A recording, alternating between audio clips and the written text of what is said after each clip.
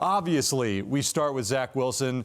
Both short-term and long-term implications now for this franchise deciding to bench him. Bart, your initial reaction to the news this week? I mean, I know it was a tough call by Robert Saleh and the organization, but I think it was the proper one. Understanding that this team has an opportunity to make it to the postseason, and, it's been consistent with everything that they've done this year. They've made decisions for the team this year. You talk about Elijah Moore wanting to be out. No, we need you. You're too important to us, no matter how upset you are with us right now. If you talk about what happened with, Denzel Mims, the same thing. It's been consistent. So this really sends a message to the locker room that nobody's above reproach. And for all the quarterbacks out there in their second year that's struggling, whether it's Justin Fields, whether it's Trevor Lawrence, whether it's Davis Mills, the Jets are in a unique situation because they're the only one that has an opportunity to play in the postseason. I think that's way more important than the feelings of a quarterback when you consider the fact that the Jets haven't been to the postseason in more than a decade. So with that opportunity looming, I think they made a tough call, but the proper one.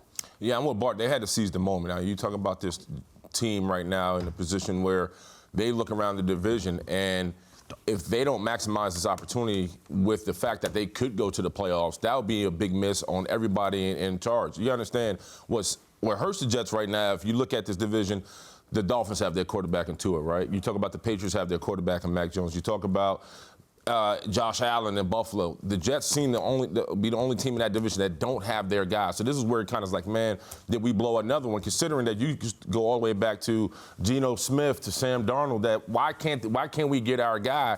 And Zach Wilson taking his seat. Maybe this is a step in the right direction because, as Bart talked about, is putting his team first, not him first. But at the same time, you still need a guy. And I don't know if Mike White is the guy for the future, but he's the guy for right now. And hopefully it works out, and hopefully he can have a great day today. But we still had this conversation. I'm sorry, Connor. Sure. We still had this conversation about Tua last year, and things change. Yeah. So we're not throwing the baby out with the bathwater. We're just giving him a chance for a reset. We're not making a decision that say, hey, this guy may not be the quarterback of the future. We're saying, hey, this team is ahead of schedule, and we have to push back because those other guys, that means we're saying that Trevor Lawrence isn't the guy, Justin Fields isn't the guy. Yep. Davis Mills may not be the guy, but, Trey Lance, right? So I think sometimes we want these guys to be instant success, and, I think we're just a little bit too early. I'm with you. I just think it adds to the Jets fans' anxiety. Why they go into the season not wanting to drink all the juice, and here we are not having our quarterback. Yeah, it's a big question going into the offseason again, right? No matter what happens down the stretch. I think what it comes down to is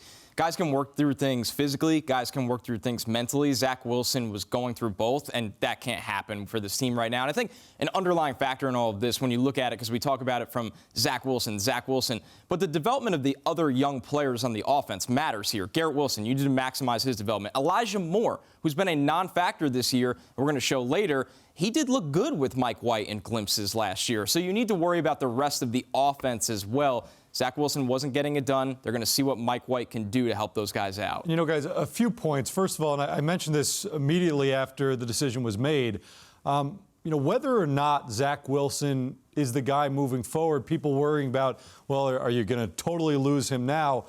If Zach Wilson's the guy, then this will not affect him. If Zach Wilson has what it takes to be the guy, it should motivate him. What are you made out of? Exactly. And I do think that there was a complete 180 in how he approached things this week after the news publicly to what we heard last week on the postgame show, which blew up not just locally but nationally as well. And I think that's part of it also. If you're Robert Saleh, you have to worry about that entire room. And clearly, he didn't even push back entirely on the fact that clearly there was some irritation with Zach Wilson in that room. And for a team that, again, is right now in the playoffs. If the season ended today, they're in the playoffs. You cannot just punt that because you're worried about one quarterback, no matter how high he was drafted just a year ago. Exactly. I mean, you have an opportunity. It's important for this whole entire regime to be able to have an opportunity to say, hey, we're a playoff team and sell hope for the future. This is also about attracting free agents. Remember last year, the Jets were in the running for Tyreek Hill as well.